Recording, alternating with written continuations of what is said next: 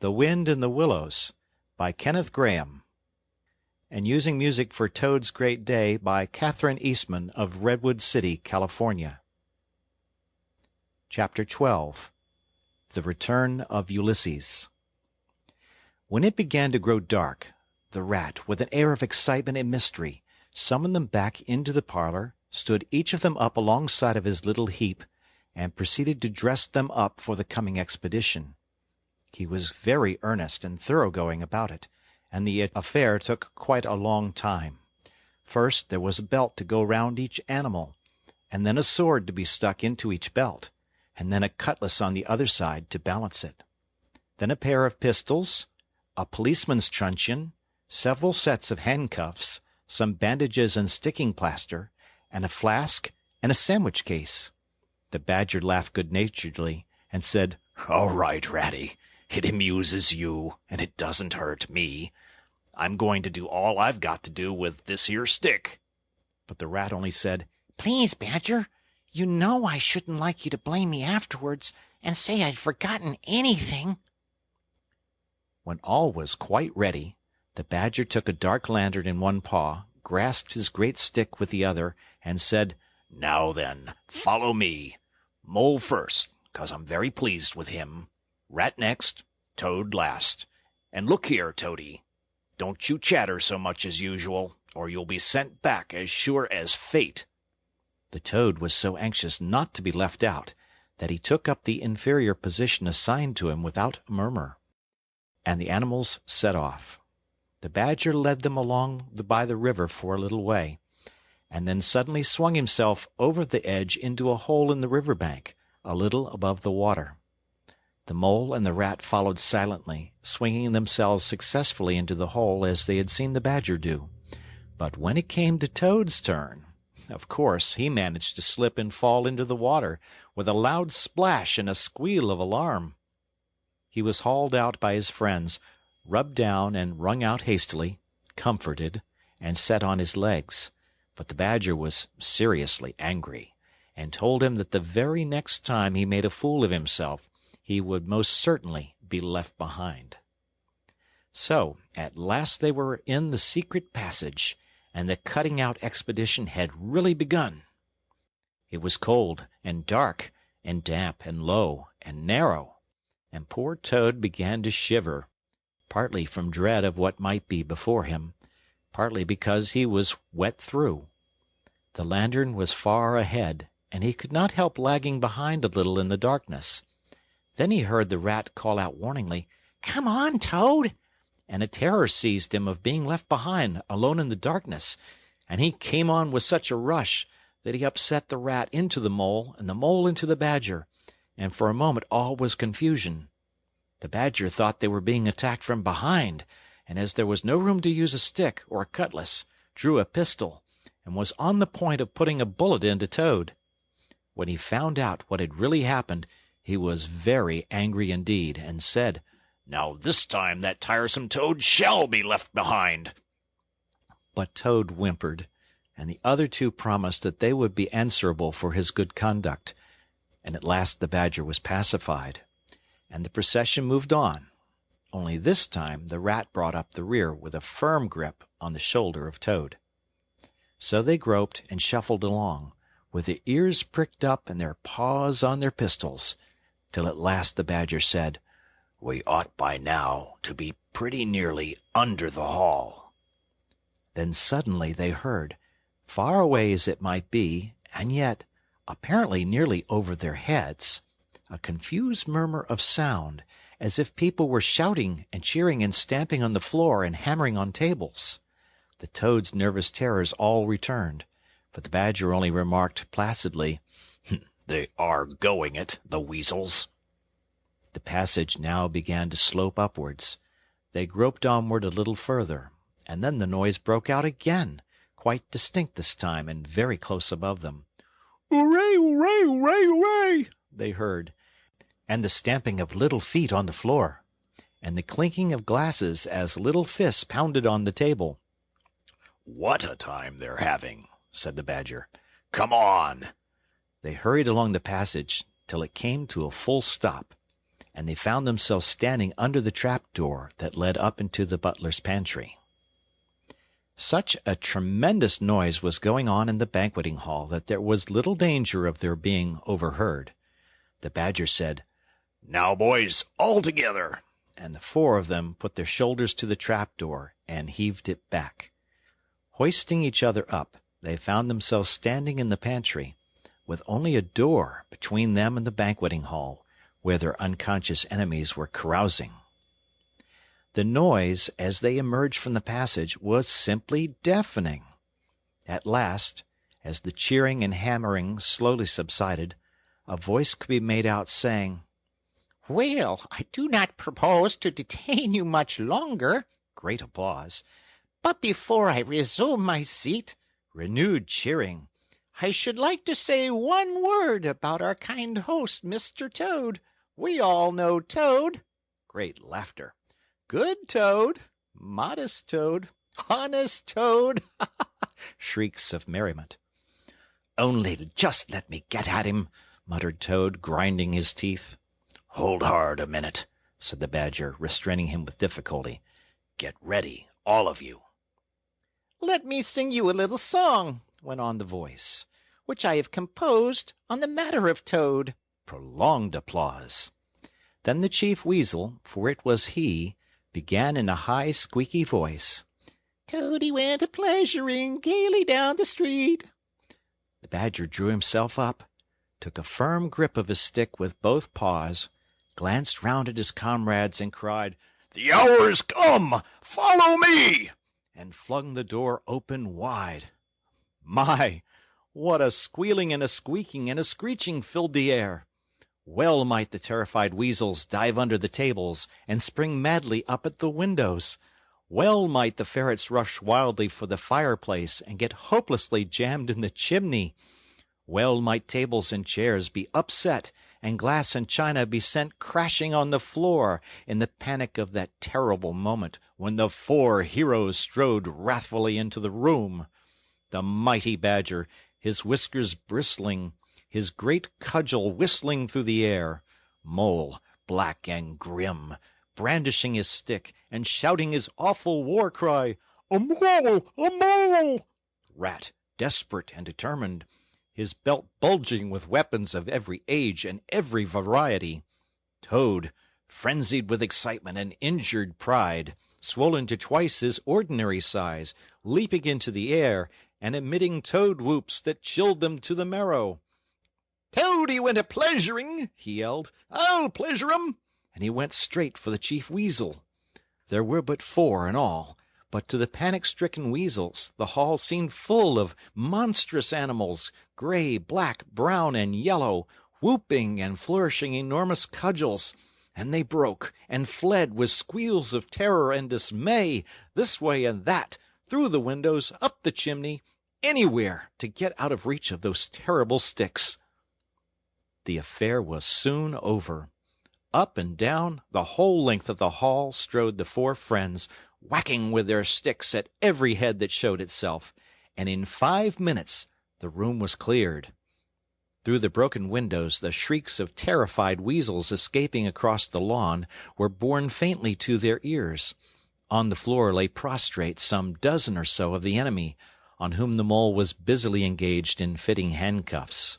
The Badger, resting from his labors, leant on his stick and wiped his honest brow. "Mole," he said, "you're the best of fellows. Just cut along outside and look after those stout sentries of yours and see what they're doing.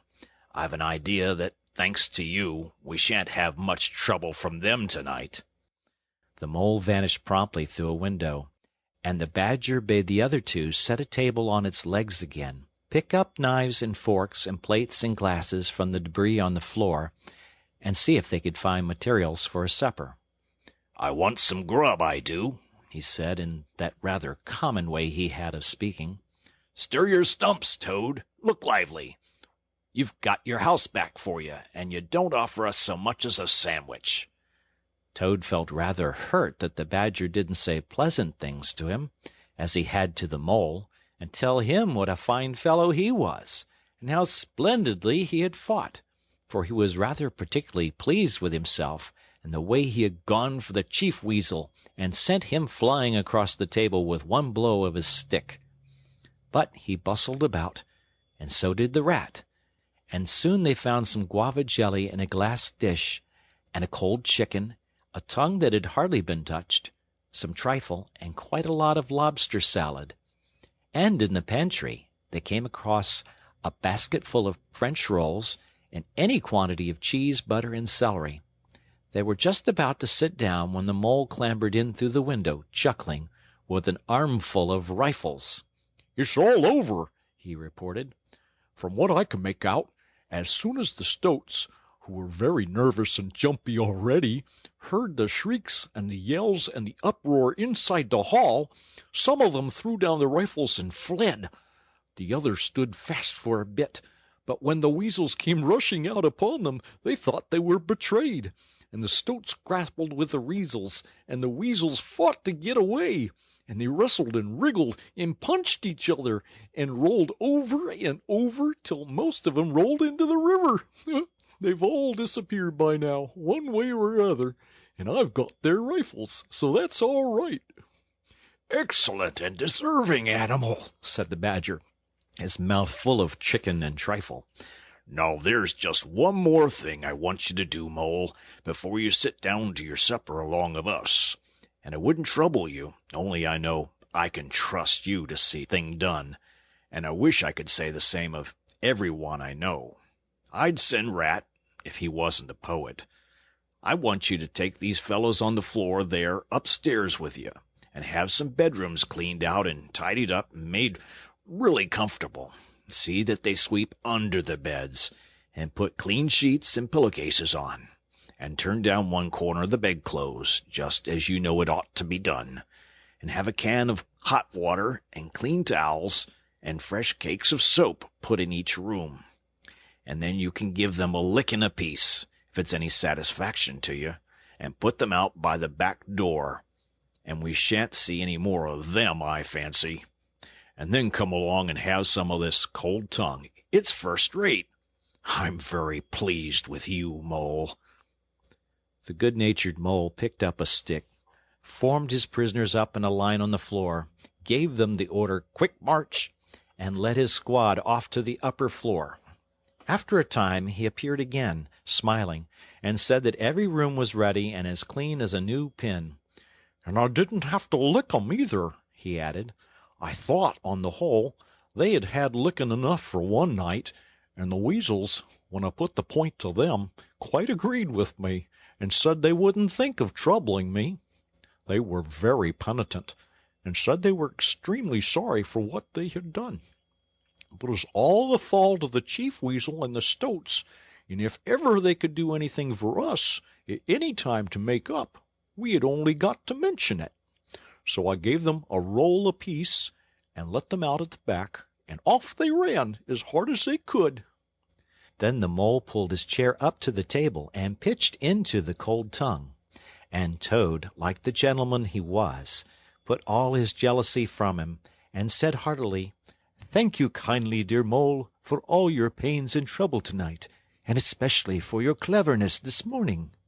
The Badger was pleased at that, and said, "There spoke my brave Toad." So they finished their supper in great joy and contentment, and presently retired to rest between clean sheets, safe in Toad's ancestral home, won back by matchless valor, consummate strategy, and a proper handling of sticks.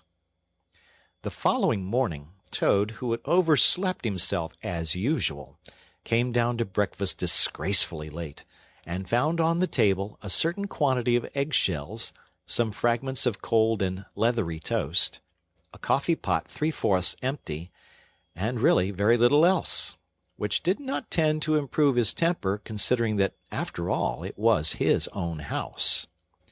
Through the French windows of the breakfast-room he could see the Mole and the Water-Rat sitting in wicker chairs out on the lawn, evidently telling each other stories, roaring with laughter and kicking their short legs up in the air. The Badger, who was in an armchair and deep in the morning paper, merely looked up and nodded when Toad entered the room. But Toad knew his man, so he sat down and made the best breakfast he could, merely observing to himself that he would get square with the others sooner or later. When he had nearly finished, the Badger looked up and remarked rather shortly, "I'm sorry, Toad, but I'm afraid there's a heavy morning's work in front of you. You see, we really ought to have a banquet at once, to celebrate this affair. It's expected of you. In fact, it's the rule." "Oh, all right," said the Toad readily. "Anything to oblige. Though why on earth you should want to have a banquet in the morning I cannot understand. But you know I do not live to please myself, but merely to find out what my friends want, and then try and arrange it for 'em, you dear old Badger." "Don't pretend to be stupider than you really are," replied the Badger crossly. "And don't chuckle and splutter in your coffee while you're talking. It's not manners. What I mean is, the banquet will be at night, of course, but the invitations will have to be written and got off at once, and you've got to write 'em. Now, sit down at that table. There's stacks of letter paper on it with Toad Hall at the top in blue and gold, and write invitations to all our friends, and if you stick to it we shall get them out before luncheon. And I'll bear a hand, too, and take my share of the burden. I'll order the banquet." "What?" cried Toad, dismayed. "Me stop indoors and write a lot of rotten letters on a jolly morning like this, when I want to go around my property and set everything and everybody to rights, and swagger about and enjoy myself? Certainly not. I'll see you. Stop a minute, though. Oh, why? Of course, dear Badger. What is my pleasure or convenience compared with that of others? You wish it done, and it shall be done. Go, Badger, order the banquet, order what you like. Then join our young friends outside in their innocent mirth. Oblivious of me and my cares and toils, I sacrifice this fair morning on the altar of duty and friendship." The Badger looked at him very suspiciously, but Toad's frank, open countenance made it difficult to suggest any unworthy motive in this change of attitude. He quitted the room, accordingly, in the direction of the kitchen, and as soon as the door had closed behind him, Toad hurried to the writing-table. A fine idea had occurred to him while he was talking. He would write the invitations, and he would take care to mention the leading part he had taken in the fight, and how he had laid the chief weasel flat, and he would hint at his adventures, and what a career of triumph he had to tell about, and on the fly-leaf he would set out a sort of program of entertainment for the evening, something like this, as he sketched it out in his head: "Speech by Toad. There will be other speeches by Toad during the evening. Address by Toad. Synopsis: Our prison system, the waterways of Old England, horse-stealing and how to deal, property, its rights and its duties, back to the land, a typical English squire. Then Song by Toad, composed by himself. And then other compositions by Toad will be sung in the course of the evening by the composer." The idea pleased him mightily, and he worked very hard and got all the letters finished by noon, at which hour it was reported to him that there was a small and rather bedraggled weasel at the door, inquiring timidly whether he could be of any service to the gentleman. Toad swaggered out and found it was one of the prisoners of the previous evening, very respectful and anxious to please. He patted him on the head, shoved the bundle of invitations into his paw, and told him to cut along quick and deliver them as fast as he could, and if he liked to come back again in the evening, there might perhaps be a shilling for him, or again perhaps there mightn't, and the poor weasel seemed really quite grateful, and hurried off eagerly to do his mission. When the other animals came back to luncheon, very boisterous and breezy after a morning on the river, the mole, whose conscience had been pricking him, looked doubtfully at Toad, expecting to find him sulky or depressed. Instead, he was so uppish and inflated that the mole began to suspect something, while the rat and the badger exchanged significant glances. As soon as the meal was over, Toad thrust his paws deep into his trouser pockets, remarked casually, "Well, look after yourselves, you fellows.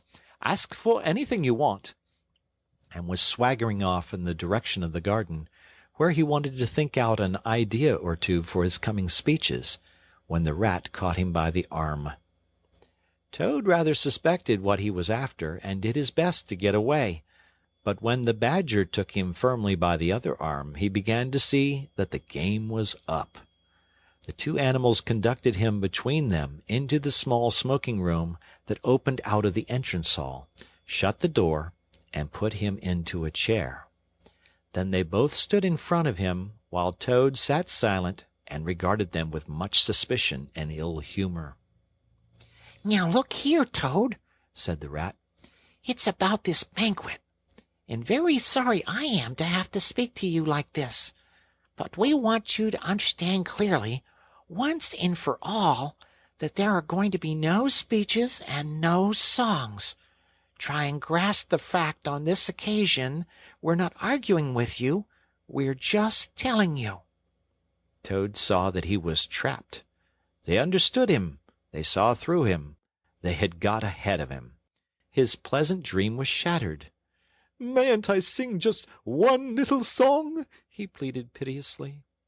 "No, not one little song," replied the Rat firmly, though his heart bled as he noticed the trembling lip of the poor, disappointed Toad. "It's no good, Toady. You know well that your songs are all conceit and boasting and vanity, and your speeches are all self-praise, and, well, and gross exaggeration, and— "And gas," put in the Badger in his common way. "It's for your own good, Toady," went on the Rat. "You know you must turn over a new leaf sooner or later, and now seems a splendid time to begin, a sort of turning point in your career. Please don't think that saying all this doesn't hurt me more than it hurts you." Toad remained a long while plunged in thought. At last he raised his head, and the traces of strong emotion were visible on his features. "You have conquered, my friends," he said in broken accents. "It was, to be sure, but a small thing that I asked. Merely leave to blossom and expand for yet one more evening, to let myself go, and hear the tumultuous applause that always seems to me, somehow, to bring out my best qualities. However, you are right, I know, and I am wrong. Henceforth I will be a very different Toad. My friends, you shall never have occasion to blush for me again. But, oh dear, this is a hard world." And pressing the handkerchief to his face, he left the room with faltering footsteps. "Badger," said the Rat, "I feel like a brute. I wonder what you feel like."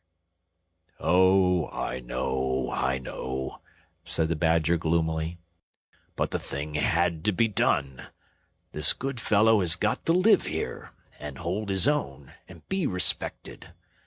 Would you have him a common laughing-stock, mocked and jeered at by stoats and weasels?" "Of course not," said the Rat. "And talking of weasels, it's lucky we came upon that little weasel, just as he was setting out with Toad's invitations. I suspected something from what you told me, and had a look at one or two. They were simply disgraceful. I confiscated the lot, and the good mole is now sitting in the blue boudoir, filling up plain, simple invitation cards." At last the hour for the banquet began to draw near, and Toad, who on leaving the others had retired to his bedroom, was still sitting there, melancholy and thoughtful. His brow resting on his paw, he pondered long and deeply. Gradually his countenance cleared, and he began to smile long, slow smiles. Then he took to giggling in a shy, self-conscious manner. At last he got up, locked the door, drew the curtains across the windows, collected all the chairs in the room and arranged them in a semicircle, and took up his position in front of them, swelling visibly. Then he bowed, coughed twice, and letting himself go, with uplifted voice he sang, to the enraptured audience that his imagination so clearly saw, Toad's last little song. The toad came home. There was panic in the parlors and bowling in the halls. There was crying in the cowsheds and shrieking in the stalls when the toad came home. When the toad came home. There was smashing in of window and crashing in of door. There was chivying of weasels that fainted on the floor when the toad came home. Bang go the drums, the cannon they are shooting, and the soldiers are saluting. The trumpeters are tooting, and the motor cars are hooting as the hero comes. Shout, hooray! And let each one of the crowd try and shout it very loud in honor of an animal of whom you're justly proud, for it's Toad's great day. He sang this very loud, with great unction and expression, and when he had done, he sang it all over again. Then he heaved a deep sigh, a long, long, long sigh. Then he dipped his hairbrush in the water jug, parted his hair in the middle, and plastered it down very straight and sleek on each side of his face, and, unlocking the door, went quietly down the stairs to greet his guests, who he knew must be assembling in the drawing-room. All the animals cheered when he entered, and crowded round to congratulate him and say nice things about his courage and his cleverness and his fighting qualities. But Toad only smiled faintly and murmured, "Not at all," or sometimes, for a change, "On the contrary." Otter, who was standing on the hearth-rug, describing to an admiring circle of friends exactly how he would have managed things had he been there, came forward with a shout, threw his arm around Toad's neck, and tried to take him round the room in a triumphal progress. But Toad, in a mild way, was rather snubby to him, remarking gently as he disengaged himself, "Badger's was the master-mind. The Mole and the Water-rat bore the brunt of the fighting. I merely served in the ranks, and did little or nothing." The animals were evidently puzzled and taken aback by this unexpected attitude of his, and Toad felt, as he moved from one guest to the other, making his modest responses, that he was an object of absorbing interest to every one. The Badger had ordered everything of the best, and the banquet was a great success. There was much talking and laughter and chaff among the animals, and through it all Toad, who of course was in the chair, looked down his nose and murmured pleasant nothings to the animals on either side of him. At intervals he stole a glance at the Badger and the Rat, and always when he looked they were staring at each other with their mouths open, and this gave him the greatest satisfaction. Some of the younger and livelier animals, as the evening wore on, got whispering to each other that things were not so amusing as they used to be in the good old days, and there were some knockings on the table and cries of, "Toad! Speech! Speech from Toad! Song! Mr. Toad's song!" But Toad only shook his head gently, raised one paw in mild protest, and by pressing delicacies on his guest, by topical small talk, and by earnest inquiries after members of their families not yet old enough to appear at social functions, managed to convey to them that this dinner was being run on strictly conventional lines. He was indeed an altered Toad. After this climax, the four animals continued to lead their lives, so rudely broken in upon by civil war, in great joy and contentment, undisturbed by further risings or invasions. Toad, after due consultation with his friends, selected a handsome gold chain and locket set with pearls, which he dispatched to the jailer's daughter with a letter that even the Badger admitted to be modest, grateful, and appreciative. And the engine-driver, in his turn, was properly thanked and compensated for all his pains and trouble. Under severe compulsion from the badger, even the bargewoman was, with some trouble, sought out, and the value of her horse discreetly made good to her, though Toad kicked horribly at this, holding himself to be an instrument of fate sent to punish fat women with mottled arms who couldn't tell a real gentleman when they saw one. The amount involved, it was true, was not very burdensome, the gypsy's valuation being admitted by local assessors to be approximately correct. Sometimes, in the course of long summer evenings, the friends would take a stroll together in the wild wood, now successfully tamed so far as they were concerned, and it was pleasing to see how respectfully they were greeted by the inhabitants, and how the mother weasels would bring their young ones to the mouths of their holes and say, pointing, "Look, baby, there goes the great Mr. Toad, and that's the gallant water rat, a terrible fighter, walking along of him. And yonder comes the famous Mr. Mole, of whom you so often have heard your father tell." But when their infants were fractious and quite beyond control, they would quiet them by telling how, if they didn't hush them and not fret them, the terrible gray badger would up and get them. This was a base libel on Badger, who, though he cared little about society, was rather fond of children, but it never failed to have its full effect. This is the end of the book, The Wind in the Willows.